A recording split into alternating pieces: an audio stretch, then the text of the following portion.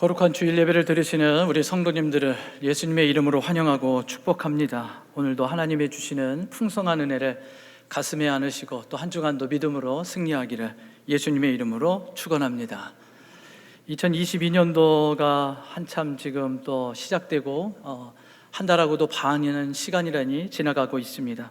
어떻게 계획하신 것들은 시작은 하셨습니까? 아니면 이루려고 했던 것들을 또 계획하시면서 한 걸음 한 걸음 딛고 계십니까? 여러분, 마음 먹고 시작하기가 그리 쉽지 않는 상황 가운데 놓여져 있습니다. 한 걸음 뛰기가 만만치 않지요. 여러분, 그래도 믿음을 가지고 하나님께서 우리와 함께하고 있다라는 이 확실함을 가지고 여러분의 계획들을 한 걸음 뛰어 보시기를 바랍니다. 하나님의 놀라운 역사와 기적이 일어날 줄로 믿습니다.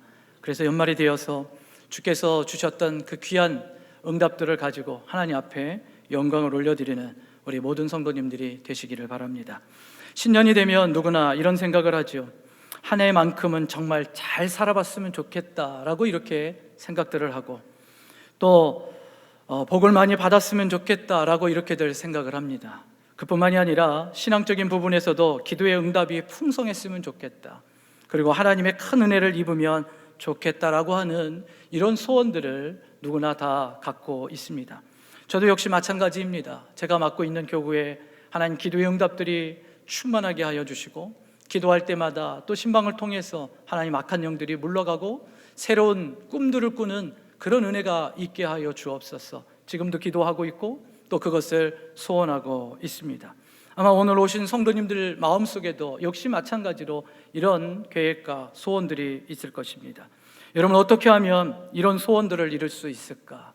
여러분, 사람의 노력으로 해서 이것이 이루어지는 것이 아님을 우리는 너무나도 잘 알고 있습니다. 하나님께서 허락해 주셔야지만이 은혜와 복을 누려갈 수가 있게 되어지지요. 여러분, 복은 단순히 우리의 의지와 노력만으로 얻어지는 것이 아니라, 우연으로 얻어지는 것이 아니라 하나님께서 허락해 주셔야지만이 그 복을 누려갈 수가 있습니다. 여러분, 하나님은 어떤 분이십니까? 이 우주 만물을 창조하신 창조주 하나님이십니다. 오늘도 살아서 역사하시는 절대 주권자이신 분이 하나님이시죠. 그리고 우주 만물을 다스리시고 인류 역사를 통치하시는 하나님, 그리고 저와 여러분의 개인의 역사도 역시 마찬가지로 생사화복을 주관하시는 하나님. 그렇기 때문에 여러분, 우리는요, 하나님께서 허락해 주셔야지만이 이런 것들을 누려갈 수가 있습니다. 여러분, 무엇보다도 하나님이 기뻐하시는 일이 무엇인가를 우리가 찾고 그것을 행할 때 하나님께서는요, 우리에게 놀라운 은혜와 축복의 문을 활짝 열어주십니다. 오늘 우리가 읽었던 본문의 말씀에 보면 하나님의 큰 은혜를 입은 사람이 등장하게 됩니다. 바로 다니엘과 세 친구입니다. 여러분, 이들의 삶 가운데 보면 하나님께서 기뻐할 수밖에 없는 결단들을 내리는 것을 우리가 다니엘서를 통해서 찾을 수가 있습니다. 여러분, 다니엘은 어떤 사람이었습니까? 바벨론의 포로가 되어서 그 나라와 민족이 멸망했습니다. 이스라엘 백성들이 포로로 잡혀갔던 그런 상황 가운데 살았던 인물이지요. 이스라엘 백성들의 바벨론이 3번이나 침공함을 통하여 마침내 속국이 되었습니다. 여러분, 여기에 왕족과 귀족들 그리고 상당수가 바벨론 땅에 포로로 끌려갔고, 그 중에 다니엘과 세 친구도 역시 마찬가지로 거기에 들어가 있었습니다. 여러분, 그들은요, 포로로 잡혀갔지만 그러나 나중에 어떻습니까? 이 다니엘은 총리가 되어서 정권이 몇 번이나 바뀌는 가운데서도 그는요, 그의 권리가 그리고 그의 힘이 전혀 쇠하지 않은 것을 보게 됩니다. 여러분, 이것은 단순히 그가 출세했고 부귀영화를 누렸다, 이것만을 우리에게 이야기하는 것이 아닙니다. 신앙도 지켰고 성공도 하였고 하나님께 영광을 돌렸고 정말 아름다운 인생을 살았고, 그리고 놀라운 일을 우리들에게 소개하며 간증의 주인공이었던 것을 말씀해 주고 있습니다. 여러분, 어떻게 이런 일이 가능할 수 있었을까? 오늘 8절 말씀에서 우리에게 그 답을 말해주고 있습니다. 다니엘은 뜻을 정하여, 다니엘은 뜻을 정해서 그가 어떤 일을 해야 할 것인가를 명확하게 선을 그었던 것을 보게 되죠. 여러분, 본문에서 이야기하는 이 뜻을 정하였다라고 하는 이 단어는요, 마음을 정했다라는 의미가 담겨져 있습니다. 여러분, 사람의 마음은 어떻습니까? 그 사람 전체를 존재하게 만듭니다. 이런 마음은 어떻습니까? 그 사람의 인생의 축이 되어져 갑니다. 이런 마음은요, 감정과 의지를 주관하게 되며 행동과 삶의 태도까지도 결정하는 아주 중요한 부분입니다. 그렇기 때문에 이 다니엘은 뜻을 정해서 자기가 어떻게 살아야 할 것인가를 명확하게 이야기하고 우리에게 소개해주고 있습니다. 여러분, 우리가 이 말씀을 보는 이유가 무엇일까요? 저와 여러분들의 삶도 다니엘의 삶과 별반 다를 거 없지 않습니까? 어떻게 보면 우리의 삶 가운데서 참 2년이라는 기간 동안에 이 코로나의 삶을 통해서 우리의 무너졌던 것들이 너무나도 많이 있지요. 여러분, 삶의 구석구석을 바라보며 개인적인 거나 그리고 교회적인 부분도 보고 나라적인 부분들도 볼 때마다 무너진 것이 너무나도 많이 있습니다. 어떻게 보면 우리는 갇혀져 있고 용신할 수 없는 우리의 삶을 살아가고 있는 것이 사실이지요. 여러분, 그런 가운데서도 어떻게 하나님의 은혜를 입으며 이방 나라에서도 하나님의 백성으로서 당당하게 그가 살아갈 수 있는가? 코로나 시대에 우리가 이것을 뛰어넘어 하나님의 놀라운 은혜를 입는 방법은 무엇인가? 뜻을 정하라고 하는 것을 우리에게 말씀해 주고 있습니다. 여러분, 다니엘이 뜻을 정했던 몇 가지, 오늘 다니엘 말씀을 통해서 살펴보고 올 한 해 시작할 때 여러분의 마음에 다시 한번 뜻을 정하는 그런 귀한 시간이 되기를 예수님의 이름으로 축원합니다. 첫 번째는요, 거룩한 하나님의 백성으로 살기로 그들은 뜻을 정했습니다. 8절 말씀을 다시 한번 보면 왕의 음식과 그가 마시는 포도주로 자기를 더럽히지 아니하리라 라고 말씀하고 있습니다. 여러분, 여기서 자기를 더럽히지 않는다라는 것은 구별된 삶을 살겠다라고 하는 결심이지요. 다시 이야기하면 거룩한 삶을 살겠다라고 하는 다짐입니다. 세상 속에 살고 있지만 그러나 그 세상 속에서도 그들과 똑같은 존재가 아닌 다른 존재로 산다는 것입니다. 바벨론에 살고 있지만 하나님의 백성으로 내가 살아가겠다라고 하는 결심이 묻어나 있습니다. 여러분, 이 다니엘의 결단은요, 그가 참 위대한 결단인 것을 보게 되지요. 크나큰 손해와 위험이 있다 할지라도 하나님의 백성으로 내가 살아가고 거룩한 존재로 살아가겠습니다라고 하는 다짐이 여기에 숨겨져 있습니다. 여러분, 우리가 읽지는 않았지만 4절 말씀에 보면 이 사람들을 뽑아서 그리고 무엇을 가르쳤는가를 정확하게 이야기를 해주고 있습니다. 4절의 말씀에 보면 흠이 없고 용모가 아름다우며 모든 지혜를 통찰하며 지식에 통달하며 학문에 익숙하며 왕궁에 설 만한 소년을 데려오게 하였다라고 말씀하고 있으며 그 다음에 갈대아 사람들의 학문과 언어를 가르쳤다라고 이야기하고 있습니다. 여러분, 여기서 왕궁에 설 만한 사람을 그들이 데리고 와서 그리고 왕궁에서 많은 학문과 지식을 가르쳤다라는 것을 이야기하고 있죠. 여러분, 왕궁에 설 사람이 누굴까요? 바로 왕 옆에서 자문하는 사람들을 이야기하고 있습니다. 정책을 결정할 때 그들에게 있어서 조언할 수 있는 학문을 충분히 갖출 만한 그 사람들을 양육했던 곳이 바로 다니엘과 세 친구들이 머물렀던 곳이죠. 여러분, 그렇다면 이 자리는요, 높은 관직을 그들은 보장받는 자리입니다. 그들에게 있어서 출세의 길이 활짝 열려 있는 그 길이지요. 여러분들, 그런데 어떻습니까? 다니엘은 뜻을 정했어. 그들이 요구하는 것들을 그대로 수용하지 않는 것을 볼 수가 있다는 거죠. 여러분, 갈대아 사람들의 학문은요, 그 당시만 해도 최고의 학문이었습니다. 많은 사람들이 부러워했고 그곳에서 배우기를 원했던 것이었습니다. 학문, 그 다음에 문화, 역사, 이 모든 것들이 거기에선 최고의 나라이며 이것을 배움을 통하여서 지도자로 갈 수 있게 되어집니다. 여러분, 이 당시에 도서관이 있을 만한 그 지역이라는 것을 우리가 본다면 최고의 학문이었던 것을 볼 수가 있다는 거죠. 그런데 그 가운데서도 구별된 존재로 살아가겠다라고 하며 뜻을 정하는 다니엘과 세 친구를 보게 됩니다. 여러분, 7절 말씀도 보십시오. 그들의 이름이 바뀝니다. 다니엘, 하나냐, 미사엘, 아사랴였던 그의 이름이 벨드사살과 사드락과 메삭과 아벳느고라고 하는 이름으로 바뀌어지게 됩니다. 여러분, 다니엘의 이름의 뜻은 뭘까요? 하나님께서는 재판관이다 라고 하는 의미가 담겨져 있습니다. 하나냐는요, 여호와는 은혜로우시다. 그리고 미사엘은 하나님과 같은 이가 누구인가? 아사랴는요, 여호와는 돕는 자이시다 라는 의미가 담겨져 있죠. 여러분, 이 의미는 다 하나님과 연결되어져 있습니다. 그런데 바뀌었던 이름은요, 바벨론의 신을 찬양하며 그를 위해서 살아가는 이름으로 바뀌어져 간 것을 보게 됩니다. 여러분, 고대 근동에서의 이름은요, 그냥 호칭을 이야기하는 게 아닙니다. 여러분, 각 사람의 인격을 반영할 뿐만 아니라 민족의 정신이 그 가운데 담겨져 있었습니다. 여러분, 자기의 정체성이 흔들리고 있는 이런 가운데서도 다니엘과 세 친구는 뜻을 정하여 하나님의 거룩한 백성으로 살아가려고 그들은 결단하였습니다. 환경이 나를 옮아맨다 할지라도 나는 하나님의 백성으로 살아가겠다라고 하는 구별된 존재라고 하는 이 결단이 그들에게 있음을 통하여 그들은 하나님의 놀라운 은혜를 입은 것을 우리는 보게 되어집니다. 여러분, 또한 왕의 음식과 그 마시는 포도주는 어떤 의미가 담겨져 있을까요? 여러분, 이 당시에 왕과 함께 음식을 나눈다는 것은 너는 내 백성이고 내 친한 사람이다 라는 것을 증명해 보이는 것입니다. 여러분, 가족과 함께 식사를 할 때 그만한 친밀감이 쌓여져 가는 거지요.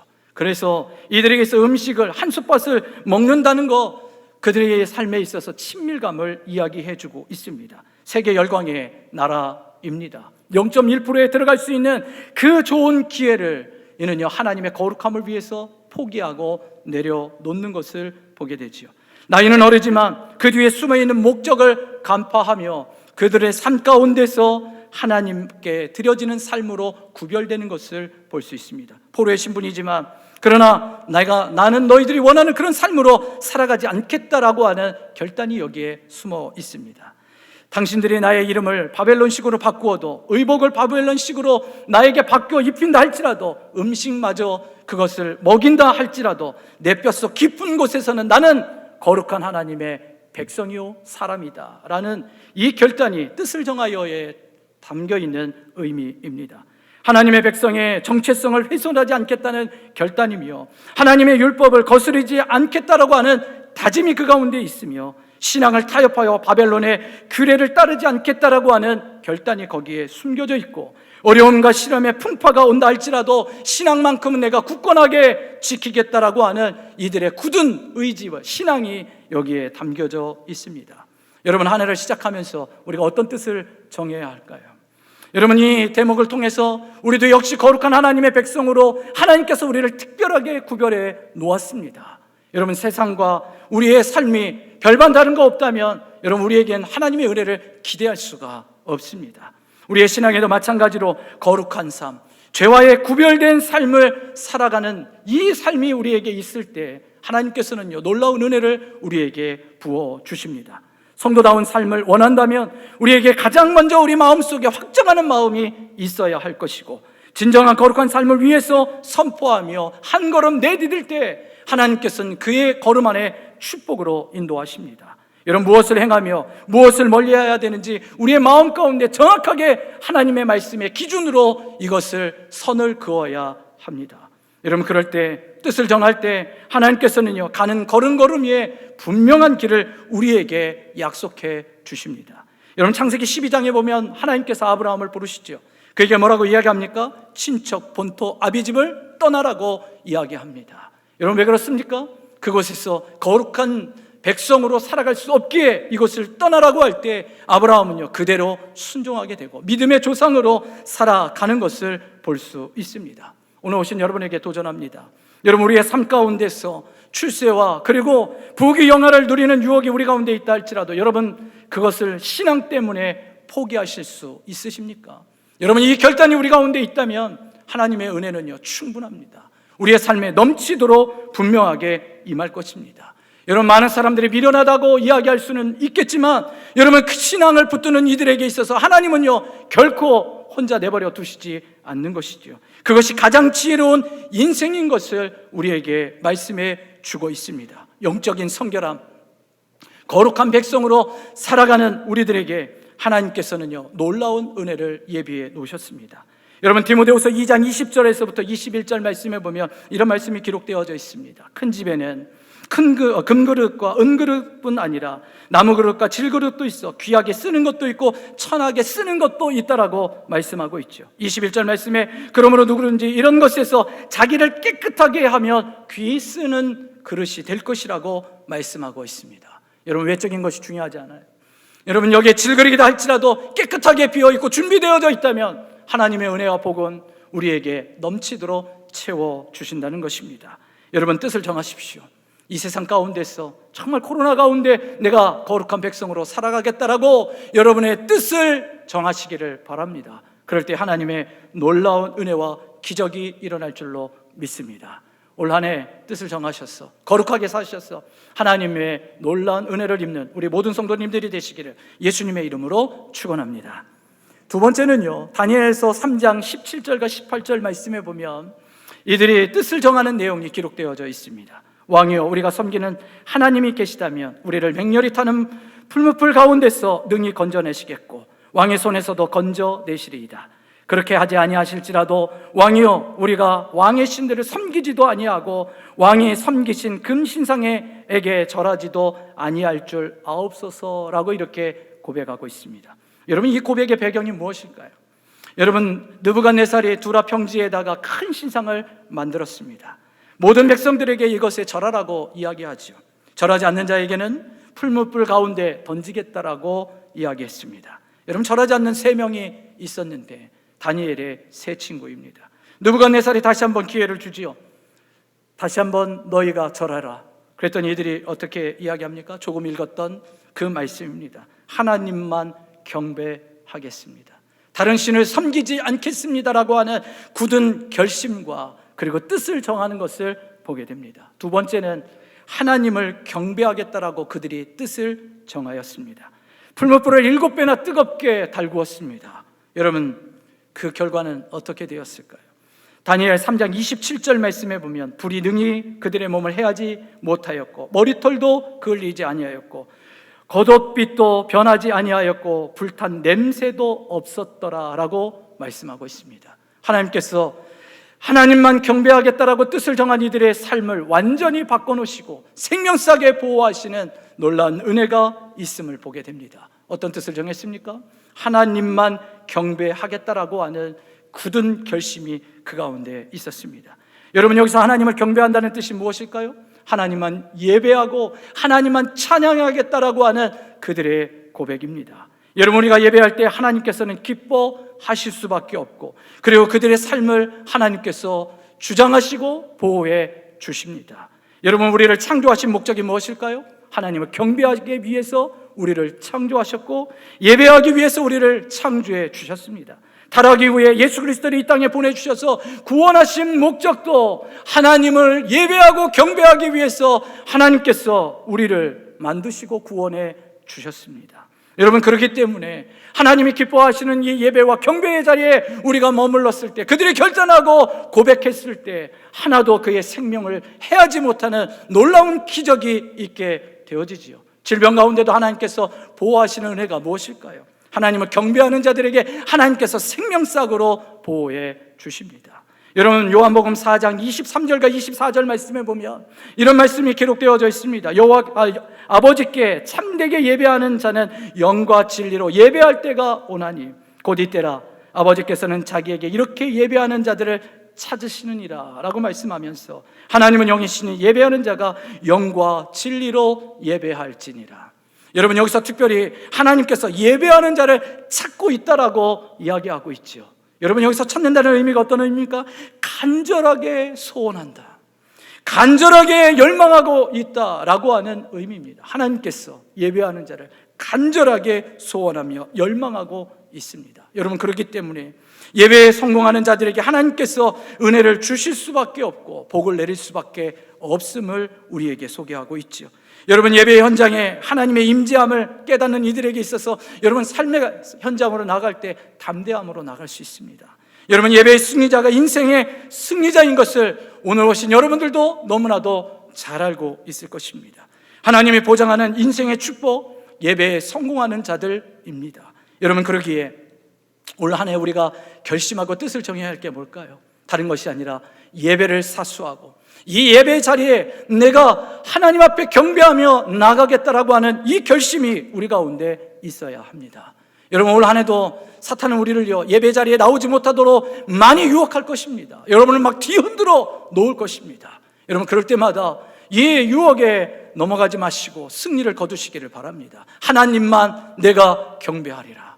여러분, 그럴 때 하나님께서는 우리에게 놀라운 은혜와 복을 주실 줄로 믿습니다. 우리 한국교회에 아름다운 전통이 하나 있죠. 여러분, 다른 것이 아니라 주일 성수입니다.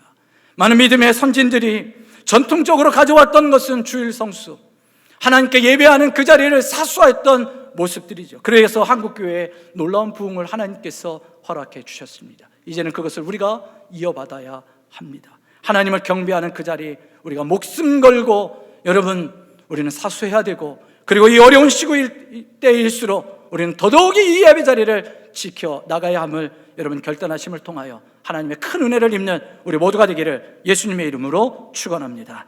마지막 한 가지는요, 기도하기로 그들은 뜻을 정하였습니다.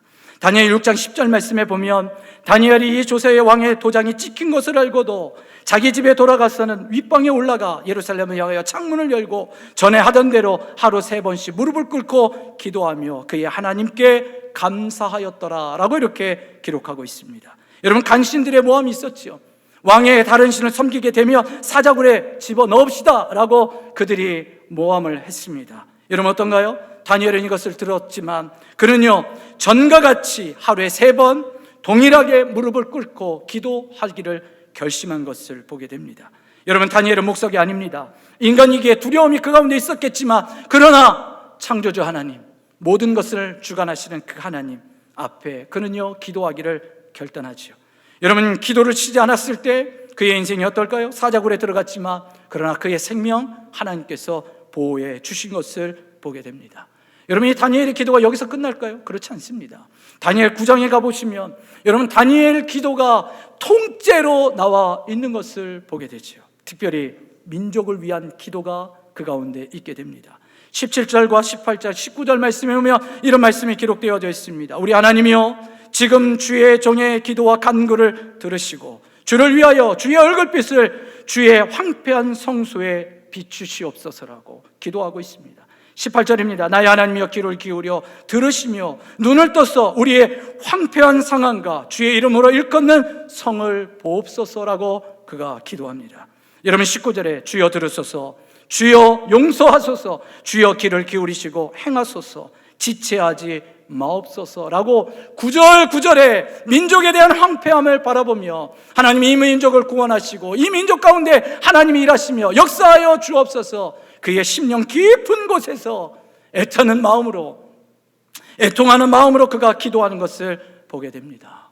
여러분, 이 기도가 나중에 가서 70년 포로 이후에 그대로 응답되어지는 것을 보게 되어집니다.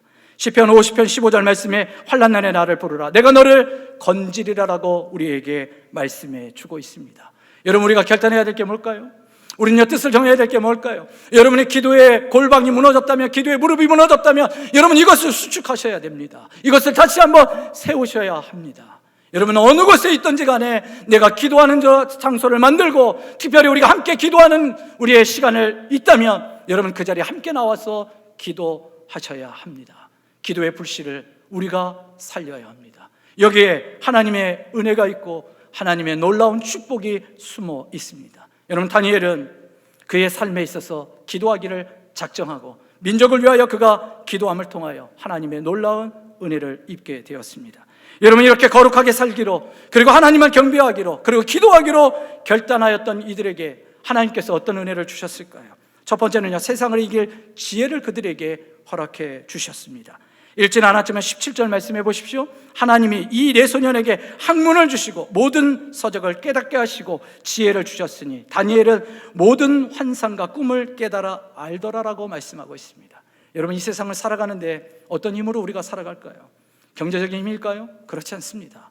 하나님께서 주시는 지혜가 있어야지만이 우리는요, 이 세상을 너끈하게 이겨갈 수 있습니다. 어떻게 그가 포로 생활 가운데서, 그리고 왕이 바뀌어가는, 정권이 바뀌어가는 그 가운데서도 그 청리의 자리를 계속해서 유지할 수 있었을까?